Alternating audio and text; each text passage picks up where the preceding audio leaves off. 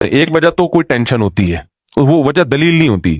ان کے لیے دنیا میں مشکلات اور غم بہت آ رہے ہوتے ہیں, وہ دعائیں قبول نہیں ہو رہی ہوتی, تو کہتے خدا ہوتا تو میری مشکلات حل کرتا. وہ اس بیس پہ خدا کا انکار. ایسے بھی بہت سے لوگ ہیں دنیا میں. ایک جرمن سے خاتون آئی, ملحد تھی, ایتھیسٹ تھی, ہمارے دوست میں لانے کے لیے لے کر آئے. کمال کی بات ہے, اس کو دوپٹہ پہنا دیا انگریز عورت کو. مفتی صاحب سے ملنے جا رہی, دوپٹہ پہنو, بڑی تمیز سے نا دوپٹے پہن کے. انگریز عورتیں دوپٹے میں عجیب سی لگ رہی ہے, لگ رہا تو مذاق کر رہی ہیں ہمارے ساتھ, کیونکہ ان کے دوپٹے 100 سال پہلے اتر چکے ہیں. اب دوپٹہ لگتا ہے کہ عجیب سا ہی لگ رہا ہوتا ہے ان کے اوپر. خیر وہ دوپٹے میں آئی, اللہ اس کو جزائے خیر دے. تو اس نے وہ خدا کی منکر تھی. کیوں؟ اس نے کہا کہ میں بچپن میں گاڈ نے مجھ سے میری ماں چھین لی, مجھے ماں کی ضرورت تھی, بچپن میں میری ماں مر گئی. تو اس غضب میں اس نے کہا میں نہیں مانتی اللہ کو, خدا کو نہیں مانتے, یہ ظلم کیا میرے ساتھ, جاؤ ہم بھی نہیں مانتے. تو ایسی فضول بات نا. خیر اس کو تو جو میں نے جواب دینا تھا دے دیا. لیکن یہ بھی ہوتا ہے ہمارے یہاں, بہت سے لوگ جب ان کے مسائل پورے نہیں ہوتے, تمنائیں پوری نہیں ہوتی, آرزویں پوری نہیں ہوتی, کہتے کہاں ہے اللہ, میری تو شادی وہاں ہو نہیں رہی جہاں میں چاہ رہا تھا. یہ ہے, ان بیسس پہ بہت سے لوگوں نے خدا کا انکار کیا. میری تو تنخواہ اتنی ہے ہی نہیں, وہ محنت کر نہیں رہا, پیسے کما رہا ہے, ہم تو 5 ٹائم نماز پڑھ رہے ہیں, دعائیں مانگ رہے ہیں, تبلیغ میں سہ روزہ لگا کے دیا, بے کوئی اللہ ملہ معاذ اللہ نہیں ہے. یہ ہوتے ہیں پرلے درجے کے بے وقوف. یہ اللہ کے وجود کو ایسے ماننا چاہتے ہیں کہ اللہ ہو لیکن ہم خدا کے خدا ہوں, وہ ہمارا بندہ ہو. ان کو وہ والا خدا چاہیے جس کے یہ خدا ہوں. جیسے میں نے بھی مثال دی تھی نا بیان میں, کہ آپ نے بچہ پیدا کیا, اب گھر میں چل کس کی رہی ہے, بچے کی چل رہی ہے, آپ کا کچھ چلتا ہی نہیں گھر میں. تو آپ کیا کہتے ہو, یار میں نے غلطی سے کیا پیدا کر دیا, باپ پیدا کر دیا ہے ٹھیک ہے نا, غلطی سے میں نے کیا پیدا کر دیا ہے. جیسے انگریزوں کے ہاں بچے پیدا ہونے بند ہو گئے ہیں, ان کے ہاں باپ پیدا ہوتے ہیں. کہ بچے کو آنکھیں دکھائی پولیس آ جائے گی, بچہ باپ کو آنکھیں دکھائے اتنی جلدی پولیس نہیں آتی, باپ بچے کو آنکھیں دکھا دے فوراً پولیس آئے. وہ بچے پھر بتاتے بھی, اب دوبارہ آنکھیں دکھائے, فون دے گئے, فون ایسے. ایک آدمی نے مجھے خود بتایا, کہہ رہے میں پاکستان سے اپنی فیملی کو امریکہ لے کے گیا, تو مجھے غصہ آیا بچے پہ, کسی بات پہ میں نے تھپڑ لگا دیا اس کے, بہت بدتمیزی کر رہا تھا. تو اس نے یہ واقعہ سنایا نا, کہتے ہیں کہ میں نے اس کو تھپڑ جیسی لگایا, مجھے پتہ ہی نہیں, میں تو آرام سے انجوائے کر رہا ہوں, پولیس آئی اٹھا کے لے گئی مجھے. کہہ میں یار بچہ باپ کو یار تھانے بھی جوا دے. میں تو کہتا ہوں یار آدمی کی کیا گزرتی ہوگی. خیر کہتے ہیں میں تھانے سے ہو کے آیا تو مجھے بڑا غصہ آیا, میں نے کہا میں تو اور لگاؤں گا ایک تھپڑ, مجھے کیوں بھجوایا. چاہے جب میں گھر آیا نا تو بچے کو جیسی آنکھیں دکھائی, بچہ کیا کہتا ہے فون کی طرف. اس زمانے میں موبائل فون نہیں تھے, یہ والے فون کا جو وہ نہیں, وہ گھمانے والا بھی نہیں, وہ تو زیادہ پرانا ہو گیا, لیکن یہ والے فون تھے جو PTCL والے نہیں ہوتے. تو کہہ رہے ہم فون کی اشارہ کر کے کہتا ہے, دیکھ رہا ہے وہ, کہہ رہا میں نے کہا بھائی یہ میں نے غلطی سے کیا پیدا کر دیا. تو وہ میرے سامنے ہوتا ہے, پرانا واقعہ ہماری حضرت کو سنا رہا تھا, وہ میرے سامنے ہوتا, میں کہتا بھائی آپ نے غلطی سے نہیں کیا, ان ملکوں میں جان بوجھ کر باپ پیدا ہو رہے ہیں, غلطی سے نہیں ہو رہے.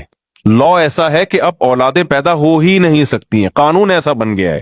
اب یہاں جو بھی پیدا ہوگا, وہ جو حدیث میں آتا ہے نا, انتلد الامۃ ربتہا, حدیث میں آتا ہے قیامت کی علامات میں سے کہ باندی اپنے مولا کو, آقا کو جنے گی. تو مطلب یہ باپ کس کو جنے گا, اپنے باپ کو جنے گا, بیٹے کو تھوڑی جنے گا. میں نے کہا یہ تو حدیث ہے, تو قرب قیامت کی علامت ہے, تو ابا جنے ہیں. میرے پاس ہوتا تو میں سمجھاتا. کہتے پھر میں نے سوچا کہ یار یہ تو بڑا مسئلہ ہو گیا نا, تو بڑا مسئلہ ہو گیا, اب یہ تو میرے ہی باپ بن کے زندگی گزاریں گے. تو کہتے ہیں میں نے پھر بہانے سے یہ کیا, میں نے کہا کہ تمہیں پاکستان لے کے جا رہا ہوں. تو وہاں پھر ایسا بھی نہیں ہو سکتا کہ پاکستان لے آؤ آپ, بچہ کمپلین کر دے گا غریب ملک میں لے کے جا رہا ہے مجھے, ٹھیک ہے نا. آپ نہیں لے جا سکتے اپنے بچے کو اپنی مرضی سے, امریکن نیشنل ہے وہ, تو گورنمنٹ پکڑ لے گی, بولے گی یہاں پیدا ہوا تو لے کے کیسے جا رہے ہیں وہاں پہ. تو کہہ رہے میں نے پھر بچوں کو یہ کہا کہ ہم ذرا چلتے ہیں گھومنے, قائد اعظم کا مزار دیکھیں گے, اور یہ وغیرہ وغیرہ جو چیزیں ہوتی ہیں ہم یہ آپ کو دکھائیں گے. بچوں نے کہا ٹھیک ہے جی, انجوائے کریں گے. کہہ رہے جب میں ایئرپورٹ پہ لے کر آیا, گھر میں لے کر گیا میں, اس کے بعد میں نے کہا بلا پولیس کو. آگے میں یوٹیوب کی پالیسی کے خلاف ہے, میرے خلاف نا ایتھیسٹ بہت ساری کمپلینز انہوں نے ڈالی ہوئی ہیں, یوٹیوب کو اس کا چینل بند کرو, بہت زیادہ کمپلینز گئی ہوئی ہیں. تو آگے اس نے وہ کچھ کیا جو یوٹیوب کی پالیسی کے خلاف. بچے کہہ رہے ہیں ہمارا قصور کیا, کہہ رہے ہیں انجوائے کر رہا ہوں میں, انجوائے, ٹھیک ہے ویسے ہی یار, بس بہت دن ہو گئے تھے, سمجھتے ہو. تو انتلد الامۃ ربتہا, باندی کس کو جنے گی, اپنے آقا کو. وہ جننا شروع, بچے باپوں نے اپنے باپوں کو پیدا کرنا شروع کر دیا. تو میں یہ مثال کس پہ دے رہا تھا, میری ٹائم میں بیان چلا جاتا ہے یار, کہاں لے کے چلتے ہیں بیان. یہ مثال کس پہ آئی ہے وہ بتا رہا. ہاں وہ بہت بہترین مثال, میں شکر ہے آپ نے یاد دلا دی, جزاک اللہ. تو میں مثال یہ دے رہا تھا کہ جو لوگ یہ کہتے ہیں نا ہم ٹینشن میں, ہمارے اللہ نے یہ بھی نہیں کیا, یہ بھی نہیں کیا, تو اللہ کہتا ہے ایسے اللہ کو ماننے کا فائدہ, وہ اللہ کا انکار کر دیتے ہیں اس بیس پہ, یار اللہ ہمارے کام تو بنا نہیں رہا, جہاں میں شادی کرنا چاہ رہا ہوں وہاں شادی نہیں ہو رہی, اور جہاں میں پیسے اتنے کمانا چاہ رہا ہوں جاب نہیں مل رہی, غربت مہنگائی میں خرچے پورے نہیں ہو رہے, تو دعائیں مانگ کے دیکھ لی دعائیں پوری نہیں ہو رہی, تو میں نہیں مانتا ہے معاذ اللہ ایسے اللہ کو. اس طرح کے بہت لوگ ہیں. بھائی بات یہ ہے کہ جب آپ اللہ کو مان رہے ہو نا, تو اللہ کا مطلب پتہ ہے کیا ہے, کہ چلے گی اس کی, چلے گی آپ کی نہیں. اللہ کہتا ہے ایسے والے اللہ کو مانو, ایسے والے اللہ. جب اللہ کی چلے گی تو اللہ چاہے گا تو آپ کی مرضی کی ہو جائے گی شادی, نہیں چاہے گا تو نہیں ہوگی. اللہ چاہے گا تو آپ کو آپ کی مرضی کی جاب مل جائے گی, نہیں چاہے گا تو نہیں ملے گی. تو اللہ کو ماننے کا مطلب اللہ وہ ہے, ہم اللہ تھوڑی ہیں. تو چاہتے اللہ کی پوری ہوں گی, ہماری تھوڑی پوری ہوں گی, ہماری اتنی پوری ہوں گی جتنی اللہ چاہے گا. تو اگر آپ نے ایسے اللہ ماننا ہے کہ آپ سب کچھ آپ کا چلے, تو پھر اللہ کہتے ہیں پھر میں کس بات کا اللہ ہو گیا بھائی, اللہ تو پھر تو ہے. یہاں ایک اشکال ہوتا ہے کہ پھر جب اللہ نے اپنی ہی چلانی ہے تو ہم سے دعاؤں کا کیوں کہتا ہے. ایک سوال ہوگا, جب اللہ نے میری وہیں کروانی تھی جہاں ابا چاہ رہے تھے, میری والی تو اللہ نے دلانی نہیں تھی مجھے, تو پھر اللہ نے مجھے یہ کیوں کہا کہ راتوں کو اٹھ کے تہجد میں دعائیں مانگا کرو, یہ کیوں کہا اللہ نے. ابے دیکھو میں آپ سے کہتا ہوں, میں کسی وزیر ہوں فرض کرو, میں نے آپ سے کہا ایپلیکیشن لکھ کے دو, ایک پراپر طریقہ ہے. یہ کام آپ چاہتے ہو نا, آپ کے گھر میں بجلی کا کنیکشن لگ جائے, گیس کا کنیکشن لگے گا تو پھر بھی نہیں, لیکن ایک مثال دے رہا ہوں, گیس کا کنیکشن لگ جائے تو آپ ایک ایپلیکیشن دو, پراپر طریقے سے لکھ کے دو, تو ہم آپ کا وہ کام کر دیں گے. یہاں دفتر میں کھڑے ہو کے ہمارا سر خراب مت کرو. ہوتا ہے نا, جیسے مجھ سے کوئی ملنے کے لیے آتا ہے بے وقت آ جائے, تو میں کہتا ہوں بھائی ایک طریقہ ہے, ایڈمن سے رابطہ کرو, پھر بتاؤ کیوں ملنا چاہ رہے ہو. بعض دفعہ بلا وجہ رشتے کے لیے آ رہے ہوتے ہیں, ہماری شادی کرا دیں, تو بھائی میں نہیں شادیاں کراتا لوگوں کی, یہ کام میرا ہے ہی نہیں. تو کوئی وجہ بتاؤ گے, وہ وجہ معقول وجہ ہوگی, پھر ہم ٹائم دے دیں گے, اس ٹائم پہ آ جانا. میں تو پھر فارغ کر کے بیٹھتا ہوں اپنے آپ کو اس ٹائم پہ. تو لیکن آپ اس ٹائم پہ بھی آ گئے, پھر بھی میں نہیں مل رہا, تو آپ کو غصہ آئے گا نا. پھر ہمیں یہ لمبا چوڑا پروسیس بولو بتایا کیوں تھا بھائی. پہلے عثمان سے رابطہ کرو, پھر کوئی مفتی صاحب کی ڈائری میں دیکھیں گے سلاٹ خالی ہے تو اس کو دے دو, یہ سارا کر کے بھی آئے تو جب مفتی صاحب ہے ہی نہیں. آج میں نے ظہر میں کسی کو نکاح کا ٹائم دیا تھا, ظہر میں جامع الرشید میں مجھے ضروری کام تھا, اور مجھے کام کی وجہ سے میں نہیں آ سکتا تھا, لیکن چونکہ میں نے ٹائم دیا تھا, صرف 5 منٹ کا اس کا نکاح پڑھانے کے لیے میں اتنا لمبا سفر کر کے آیا اور نکاح پڑھا کے واپس گیا. میرا 1 گھنٹہ لگا. لیکن کیوں, اگر میں نہیں آتا تو برائی ہوتی نا. یہ اگلا کہتا ہے یار مفتی صاحب نے ٹائم دیا اور بھاگ گئے. حالانکہ مجھے بہت مشکل ہوئی تھی وہ نکاح پڑھانے, لیکن میں نے کہا یار یا تو ٹائم نہیں دیتے, دیا ہے تو اب اس کو پورا کرنا ہے, یا تو 1 ہفتہ پہلے مجھے پتا چل جاتا نا میری مجبور, تو میں 1 ہفتہ پہلے وہ کینسل کر دیتا. لیکن عین وقت پہ کینسل کرنا غیر اخلاقی حرکت ہے, اللہ یہ کہ وہ بہت ہی ایمرجنسی ہو جائے. تو ایسی اتنی بہت ایمرجنسی نہیں تھی. کتنا ٹائم میں نے 5 منٹ کے کام کے لیے اپنا برباد کیا, 1 گھنٹہ برباد. اس سینس میں نہیں کہ وہ واقعی برباد, لیکن ظاہری لحاظ سے تو برباد ہی ہوا نا. لیکن بات یہ ہے کہ جب ایک عام آدمی اس کا خیال کر رہا ہے کہ جب کسی کو ٹائم دیا ہو تو بھائی پورا کرنا ہے, اللہ یہ کہ ایمرجنسی ہو جائے, ایک پروسیس رکھا ہے, جب آپ اس پروسیس کو پورا کرو گے تو پھر تو ٹائم دینا ہے. تو اللہ میاں نے بھی جب یہ کہہ دیا کہ بھائی ایسے ہی نہیں بلکہ باقاعدہ دعا مانگو, 2 رکعت پڑھو, ہاتھ اٹھاؤ, گڑ گڑاؤ, مجھ سے مانگو میں دیتا ہوں, ہم نے سارا پروسیس پورا کر لیا, پھر بھی اللہ دے نہیں رہا. اس کی کہیں اور ہو گئی, اس کے بچے ہم کو ماموں کہہ رہے ہیں. پھر آدمی کو غصہ آتا ہے یار. یہ ایتھیسٹ لوگ بہت سے یہی کہتے ہیں کہ پھر بولا کیوں تھا دعائیں مانگو, جب گورنمنٹ ہمیں کہتی ہے ایپلیکیشن لکھ کے دو, اور جب تمہارا نمبر آئے گا تو اس ایپلیکیشن پہ غور ہوگا تو ہم یہ تمہارا نلکا لگوا دیں گے. جب گورنمنٹ نلکا نہیں لگاتی, ہم گورنمنٹ پہ لعنتیں بھیج رہے ہوتے ہیں یار, ہمارے گٹر کے ڈھکن کی 50 درخواستیں ہم نے جمع کرا دی ہیں, گٹر کا ڈھکن نہیں لگ رہا, کرپٹ حکومت ہے, یہ ہے وہ ہے.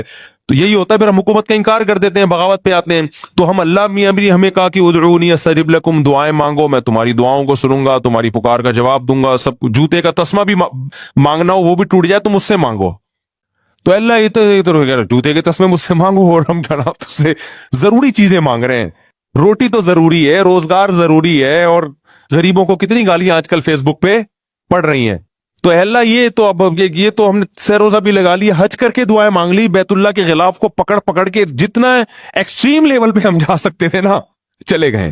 عمرے پہ گئے, وہاں ہم نے بیت اللہ کے غلاف کو پکڑ کے دعائیں مانگی, مگر پھر بھی ہمیں ماموں کے علاوہ کوئی لفظ نہیں ملا. بہت سے لوگ اس چکر میں ایتھیسٹ ہوتے ہیں کہ یار یہ کوئی خدا ودا معاذ اللہ نہیں ہے, ہوتا تو کچھ تو اس کو ترس آتا نا ہمارے اوپر.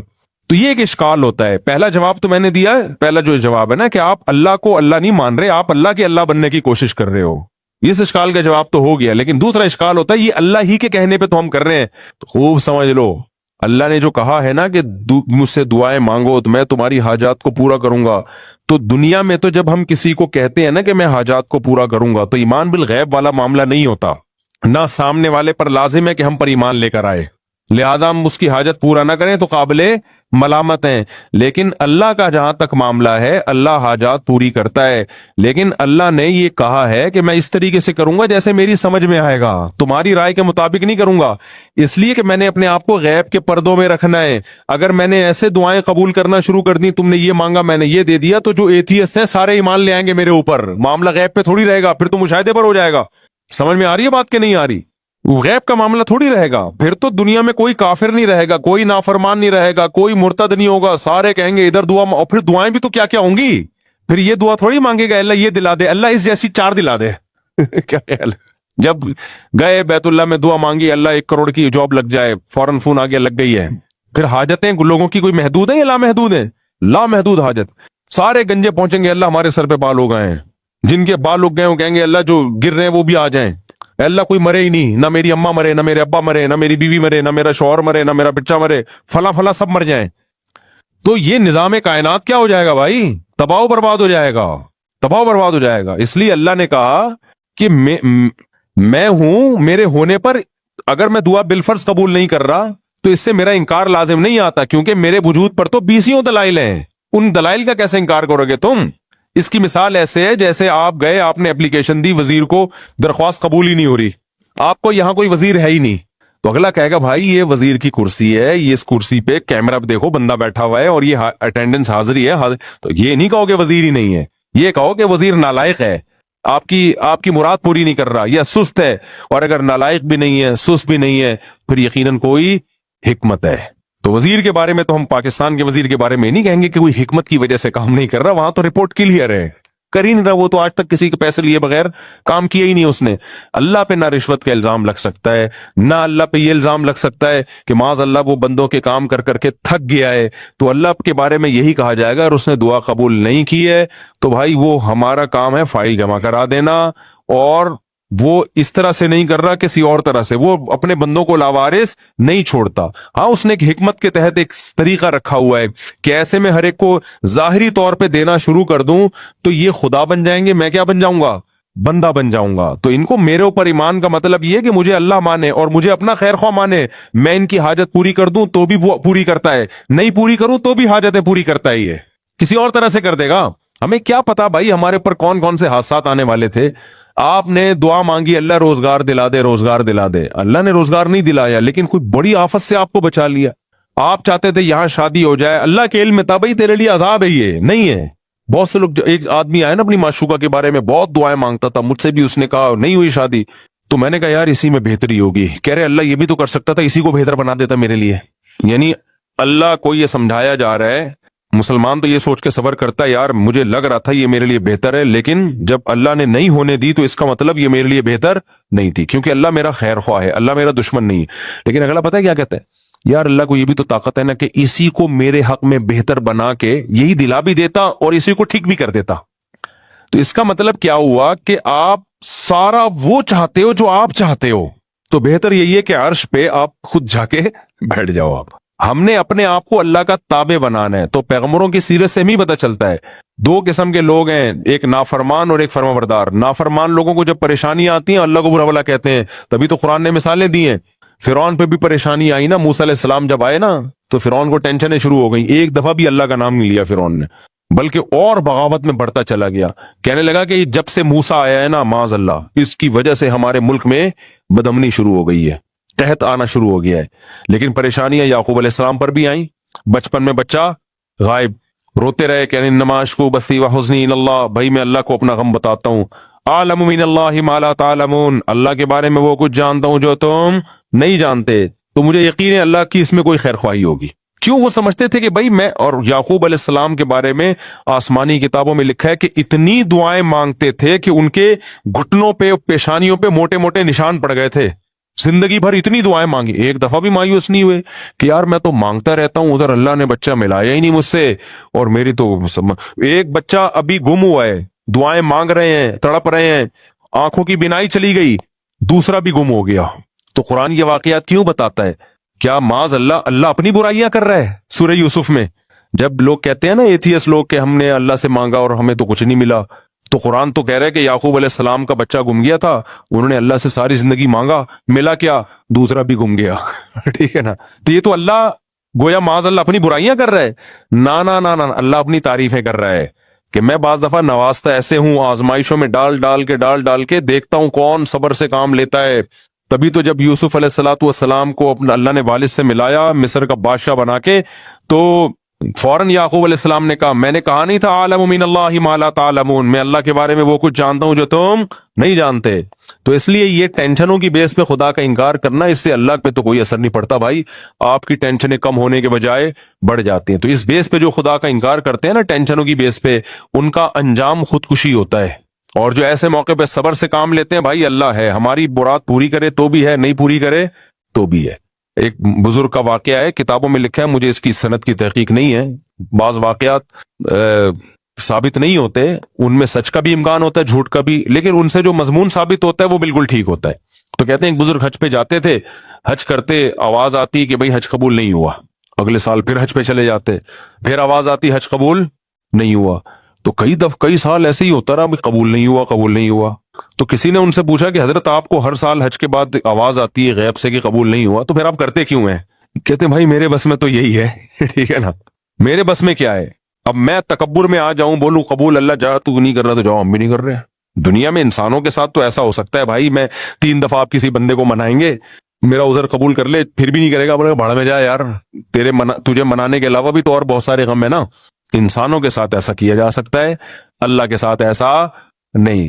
اللہ کو جھکنے والے لوگ پسند ہیں بھائی، غم میں دیا تو غم میں تسلی رکھو، خوشیاں دی تو خوشی میں اتراؤ نہیں، کس کا شکر ادا کرو؟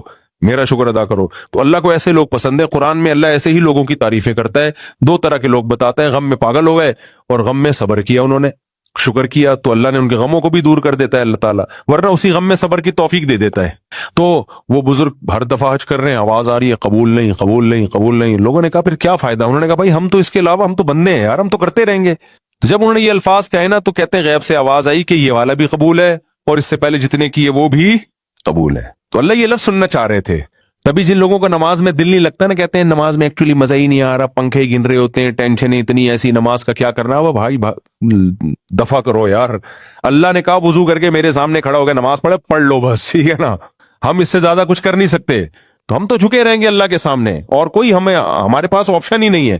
تو کبھی اللہ حاجت پوری کر دے گا، خدا کی قسم جس کو دعا کا فلسفہ سمجھ میں آ جائے نا، تو وہ ایتھیس جو دعا قبول نہ ہونے سے خدا کا انکار کر رہا ہے، اگر اسے دعا کا فلسفہ سمجھ میں آ جائے تو دعا سے زیادہ لذیذ عبادت پھر کوئی نہیں ہے، کیونکہ اس میں پتہ ہے کہ یار اللہ کو مانگنے والے کو دیتا ہے، اللہ دے گا کیسے، ہی اس کی مرضی، تو وہ مانگتا ہی رہتا ہے۔ وہ کہتا ہے بھائی قبول نہیں ہو رہی تو اور زیادہ مزہ آتا ہے مانگنے میں، قبول ہونا شروع ہو جائیں تو پھر تو آدمی کہتا ہے کہ یار یہ کیا ہے، یہ تو غیب پر ایمان تھوڑی رہا، نہیں ہو رہی پھر جو مانگتا ہے تو اس سے اللہ کو محبت ہوتی ہے۔ اس لیے حضرت عمر کا قول یاد رکھو، حضرت عمر فرماتے ہیں میں جب دعائیں مانگتا ہوں تو مجھے اس کی فکر نہیں ہوتی قبول ہو رہی ہے کہ نہیں ہو رہی، مجھے اس کی زیادہ فکر ہوتی ہے دعائیں مانگنے کی توفیق مل رہی ہے کہ نہیں مل رہی ہے، کیونکہ اللہ کے سے مانگ رہے ہو نا، اگر اس کا مطلب اللہ کے وجود پر بھی ایمان ہے، اس پر بھی ایمان ہے کہ حاجتیں وہی پوری کرتا ہے، اس پر بھی ایمان ہے کہ اس کے بغیر کچھ ہو نہیں سکتا، تو یہ بڑی کوالٹی ہے بھائی، باقی کچھ ملے نہ ملے اس کا مطلب آپ کامیاب ہو، چاہے ناکامی کے نقشے نظر آ رہے ہو، کیونکہ انجام تو اصل تو اینڈ کا اعتبار ہے کہ انجام کیسا ہوتا ہے آپ کا۔ آپ ساری زندگی خوشیوں میں رہے اور آخر میں پھانسی کے پھندے پہ لٹکنا ہے، کیا فائدہ ایسی خوشیوں کا؟ ساری زندگی جیل میں آخر میں رہائی ہے، تو اینڈ کے لحاظ سے آپ کیا ہیں؟ کامیاب ہے۔ تو بے شک یعقوب علیہ السلام کی ساری زندگی غموں میں گزری، اینڈ کیا ہوا؟ انجام اچھا ہوا، اور ساری زندگی خوشیوں میں گزرے، انجام پھانسی کے پھندے پہ لٹک کے خودکشی کر کے مر گئے، تو کیا فائدہ بھائی ایسی؟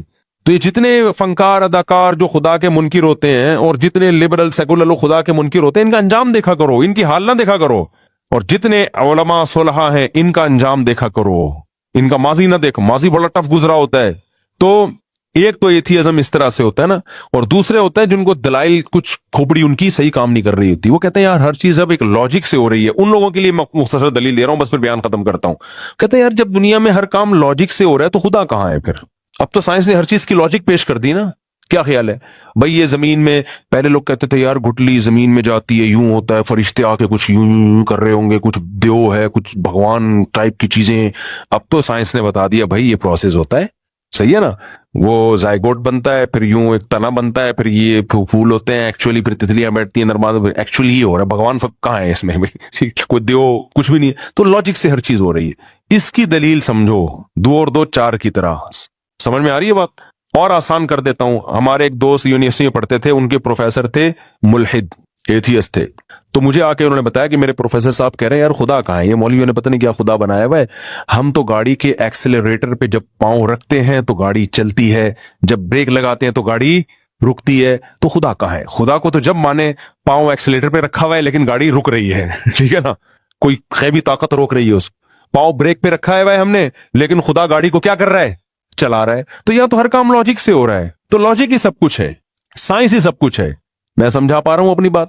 ये वो इश्काल है जिसकी बेस पे हजारों लोग मुर्तद हो चुके हैं, इस्लाम छोड़ चुके, हजारों तो नहीं सैकड़ों तो छोड़ ही चुके हैं। और जितने भी मुल्हिद लोग हैं, चाहे ईसाइयों में, इस्लाम में तो बहुत कम इर्तिदाद है ना, ईसाइयत यहूदियत में बहुत ज्यादा है, कि यार जब हर काम लॉजिक से हो रहा है तो खुदा को मानने की जरूरत क्या है?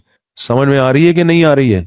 खुदा को मानने की ये कायनात जो साइंसी उसूलों में जकड़ी हुई है, तो उसका जवाब खूब समझो। मैंने उनको फौरन जवाब, वो बड़े परेशान थे ना इस सवाल से, हमारे प्रोफेसर साहब ने कहा यार एक्सीलरेटर पे पांव रखो तो चलती है, क्योंकि चलाना है उसका काम, रोको तो क्या होती है?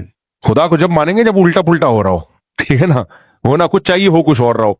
मैंने उससे कहा, उस प्रोफेसर साहब से बोलो सर काइंडली आपसे मुझे एक काम है। मैंने कहा क्लास में नहीं, बल्कि उसको छांव में लेके जाओ। मैं ऐसे ही बात करता हूँ, सर काइंडली आप जरा छांव में आ जाए, और ये भी कुरान से ही निकाला है, कुल इन्नमा अईदुकुम बिवाहिदा अन तक़ूमू लिल्लाहि मसना व फुरादा, कि ए नबी आप इनसे कहो कि तुम लोग एक एक दो दो इकट्ठे होकर गौर करो मेरी बात पे। बाज़ दफा मजमे में गौर करना बड़ा मुश्किल होता है, तो ऐसा करो जरा छांव में आ जाए। सर काइंडली आपसे मुझे एक क्वेश्चन है। तो कहने लगे क्या? मैंने कहा अपने टीचर से छांव में ले जाके ना ठंडा करना, एकदम अफरा तफरी में नहीं, बाज दलाई आप फेंक दोगे ना जल्दबाजी में तो ऐसे जैसे फेंक दिया आपने, सामने वाला सीरियस नहीं लेता। मैंने कहा तमीज से साइड पे ले जाके सर से एक बात करें, सर आप ये बताएं कि गाड़ी में चेंजिंग चेंजर के बगैर नहीं हो रही, लॉजिक है, ये लॉजिक की बात है ना। जब तक गाड़ी रुकी हुई है तो चलेगी, जब तक चलाने के लिए कोई कुव्वत इस्तेमाल ना हो, है। जब रुकना एक कंडीशन है, ये कंडीशन चेंज होती है, गाड़ी रुकना एक कंडीशन है ना, दूसरी कंडीशन क्या है? चलना, हरकत में आना, गाड़ी का मूव होना। तो गाड़ी में मूवमेंट पैदा नहीं होती जब तक कोई मूवर ना हो, और गाड़ी चल रही हो एक कंडीशन है, रुकेगी नहीं जब तक कोई स्टॉपर ना हो। क्या ख्याल है? तो चेंजिंग के बगैर जिस चीज में चेंजिंग नहीं हो सकती, तो क्रिएटिंग हो सकती है ऑटोमेटिकली, खुद ब खुद। अबे क्या हो गया? देखो आप लोग छांव में आओ यार सारे ऐसे मजमे में समझो, सोच रहा हूं आपको भी छांव में एक एक करके लेके जाओ फिर समझाओ। अब मुझे एक बात बताओ, कोई पागल दुनिया में ऐसा, इसके लिए बहुत अफलातूनी की जरूरत नहीं है, खुदा के वजूद के लिए कोई बहुत बड़ा साइंसदान बनना जरूरी नहीं है, 2 और 4 की तरह कुछ कॉमन उसूल हैं। अब मुझे एक बात बताओ, कोई साइंसदान ये कहे कि जब तक चेंजर नहीं होगा गाड़ी में चेंजिंग नहीं होगी। कोई कहे अच्छा सर ये गाड़ी बनाई किस साइंसदान ने? कहे बन खुद ब खुद गई थी। आप बोलोगे अबे ये क्या बात कर रहा है यार तू, क्रिएटिंग तो ज्यादा मुश्किल काम है, वो खुद बन गई, अब धक्का खुद नहीं। अब जब तू बन भी खुद गई है तो चल भी खुद ले। वो उमर शरीफ का लतीफा अक्सर मुझे याद आता है, किसी ने क्लिप, हमने बचपन में ये देखा था, तो अब किसी ने क्लिप भेजा था ना, तो वो बचपन में ना वो उमर शरीफ के शो देखते थे, फिर बाद में हमने तो टीवी से तौबा ही कर ली थी, उसमें फिर बेहयाई फैलना बहुत ज्यादा आना शुरू हो गई थी। मैं इसलिए कह रहा हूँ बच्चे ये न देखा करें प्रोग्राम, बचपन की बातें। तो उसमें यह था कि वो उसके जो कोई था जानने वाला ना, उसको, हाँ उसको खुद भूलने की बीमारी होती है उमर शरीफ को। उमर शरीफ को किसकी बीमारी होती है? भूलने की। तो उसको भूलने की बीमारी थी, तो वो किसी के घर घुस जाता था ऐसे ही मजाक में, जब पिटने लगता तो बोलता भाई हम तो भूले से चले गए थे तुम्हारे घर। तो ऐसे ही किसी बताया कि किसी के घर में ना शलवार रह गई उसकी, ऐसी मजाक है हकीकत में नहीं, समझ लें आप। तो एक शख्स शलवार लेकर आ रहा है, उससे उमर शरीफ से कह रहा है ये शलवार क्या कह रही है, यानी पैगाम दे रही है ना कि तू मेरे घर में आया और कपड़े छोड़ के चला गया, इसका मतलब ये कोई गलत मैसेज दे रही। बता ये शलवार क्या कह रही है, ये पजामा क्या कह रहा है।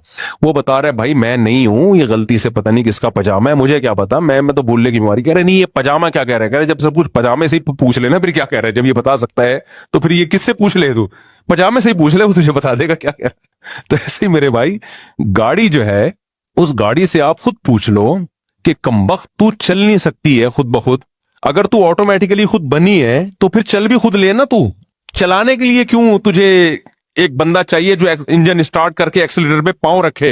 یہ عجیب بات ہے, بنی خود بخود ہے, چلانے کے لیے بندے آئیں گے تو چل بھی خود لے, تو چلانے کے لیے کیا ضرورت ہے؟ تو ایسے ہی گاڑی اگر آٹومیٹیکلی خود سے نہیں بنی, کسی سائنسدان نے بنائی ہے, تو سائنسدان تو اور زیادہ عجیب چیز ہے یار, جس نے اس گاڑی کو بنا دیا. کریٹر زیادہ عجیب ہوتا ہے جو موجود ہے, یا جو بنی ہوئی چیز زیادہ عجیب ہوتی ہے؟ اچھا مجھے بتاؤ, یہ موبائل جس سائنسدان نے بنایا, آپ کے کو جب یہ سائنسدان آ جائے نا جس نے یہ بنایا, وہ تو بہت سارے سائنسدانوں نے مل کے بنایا, فرض کرو کسی ایک نے بنایا, تو آپ اس موبائل کی زیادہ ویلیو دو گے, سائنٹسٹ کو زیادہ ویلیو دو گے؟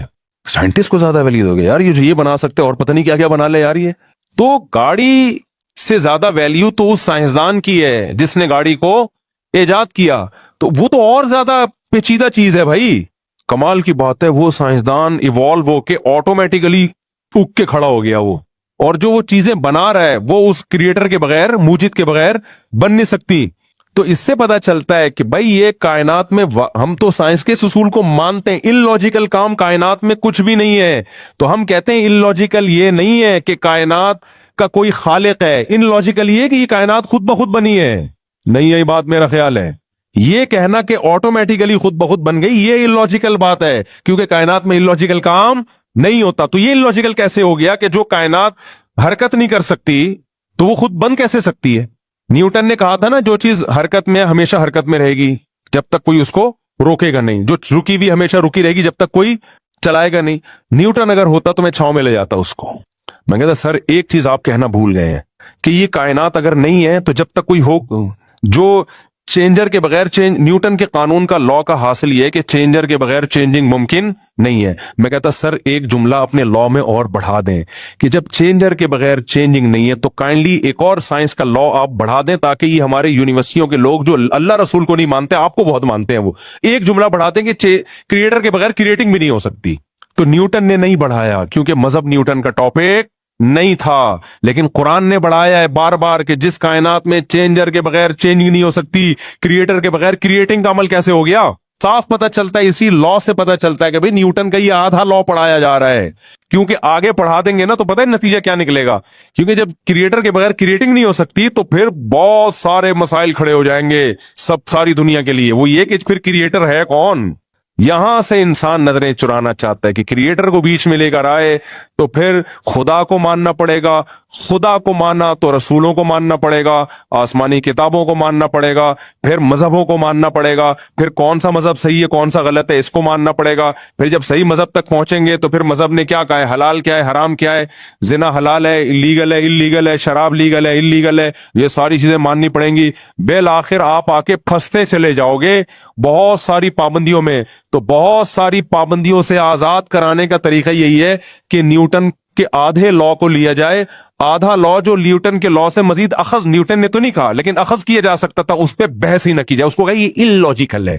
دوبارہ کبھی چھاؤں میں ملیں گے تو انشاءاللہ میں دوبارہ سمجھانے کی کوشش کروں گا, ابھی اتنا ہی کافی ہے. اس لیے اللہ کا وجود دو اور یہ جو بکواس کرتے ہیں نا فضول قسم کی کہ خدا کو پھر کس نے پیدا کیا, او بھائی یہ ان لاجیکل اس کائنات کے بارے میں ہے کہ خود بخود بن جائے. خدا کو تو ہم جانتے ہی نہیں ہیں, وہ اس کائنات کا حصہ تھوڑی ہے, وہ تو کائنات سے الگ ہے, اس کو تو ہمیں پتہ ہی نہیں. کمال کی بات ہے اس خدا کو ہمیشہ سے ماننے کے لیے تیار نہیں ہے, کہہ رہے ہیں عقل میں نہیں آ رہا, اور اس کائنات کو ہمیشہ سے ماننے کے لیے تیار ہیں جو عقل میں آ رہی ہے. وہ تو اور زیادہ بے عقلی کی بات ہے کہ یہ کائنات ہمیشہ سے ہو. سمجھتا نہیں ہے نا بات کو, جب نہیں پڑے گا رات کو تو نہیں سمجھے گا بات کو. تو اس لیے سائنس کے چکر میں نا اپنے جہنم نہ خریدو میرے بھائی, سائنس کو خدا نہ بنا لو. جتنی ہے سائنس اتنی رہنے دو اس کو, ٹھیک ہے نا, کہتے ہیں سائنس میں ہے تو جتنی ہے اتنی رہنے دو. تو یہ نہیں ہو سکتا, امپاسبل ہے یہ خود بخود دماغے اور سورج چاند ستارے اور انسان اور یہ وسیم بھائی کلیم بھائی. میں وسیم کی مثال سے دیتا ہوں کہ انسان کا لفظ بھی مبہم ہے, کہتے ہیں انسان بن گیا. اب وسیم کو دیکھو الگ سے لے جا کے, یار یہ کیسے بن گیا یار, یہ پھر آئے گا نہیں بھائی. نہ غفار بن سکتا ہے, نہ سبکتگین بن سکتا ہے, نہ وحیدہ بن سکتی ہے, نہ نسرین بن سکتی ہے خود بخود. یہ نہیں ہو سکتا, اٹ ازنٹ پاسبل. ٹھیک ہے, تو اپنے ایمان کو مت بگاڑو, یہ اہم بات تھی. اور ایک اور بات بیان میں رہ گئی تھی, ہاں, تو اس لیے میں کہتا ہوں قرآن نے اس ٹاپک کو بہت زیادہ چھیڑا ہے 3 ہفتے سے مسلسل یہی, اور اس ٹاپک کو کہ تمہیں آخرت میں حساب و کتاب دینا ہے, موت کے بعد زندگی ہے. تو اب میں بہت پریشان ہوتا ہوں کہ یار نظریاتی اصلاح تو میں کرتا رہتا ہوں, عملی اصلاح کی طرف بھی اب آنا چاہیے. بھائی نظریہ تو بن گیا, اللہ بھی ہے تو کیا کریں, تو ہیں تو ویسے کے ویسے ہی. جب اللہ کو مانتے تھے تو بھی ویسے ہی تھے. مسلمان جب اللہ کو نہیں مانتا تو جیسا ہوتا ہے, ماننے کے بعد بھی, بولو, صبح بھی پہلے بھی 2 پراٹھے کھا رہا تھا, اللہ کو ماننے کے بعد بھی کیا کرے گا, 2 पराठे खाएगा। पहले भी गुटखा खाता था, अल्लाह को मानने के बाद भी क्या करेगा, गुटखा खाएगा। जब अल्लाह पे ईमान नहीं था तो भी जुम्मा पढ़ लिया करता था, हो सकता है मे भी, हो सकता है अल्लाह निकल आए क़यामत के दिन, तो हफ्ते में एक दिन नमाज पढ़ लो। जब अल्लाह पे ईमान ले आया दलाइल की दुनिया में तो भी क्या कर रहा है, जुम्मा ही पढ़ रहा है। तो इसलिए इतना काफी नहीं है कि हम अपने नजरियात की इस्लाह करें, इंसान को तरबियत के लिए प्रैक्टिकली इस्लाह की जरूरत है। हमारे नबी ने सहाबा से रोजे रखवाए हैं, हमारे नबी ने सहाबा से ख्वाहिशात की कुर्बानी दिलवाई है, मैदान जंगों में लाके लड़वाया है सहाबा को। तो इंसान की इस्लाह सिर्फ बयानात सुनने से नहीं होती मेरे भाई, ये भी एक बहुत बड़ा हिस्सा है, प्रैक्टिकली कुछ करना पड़ता है। तो अब आप ना प्रैक्टिकली कुछ करना शुरू कर दें।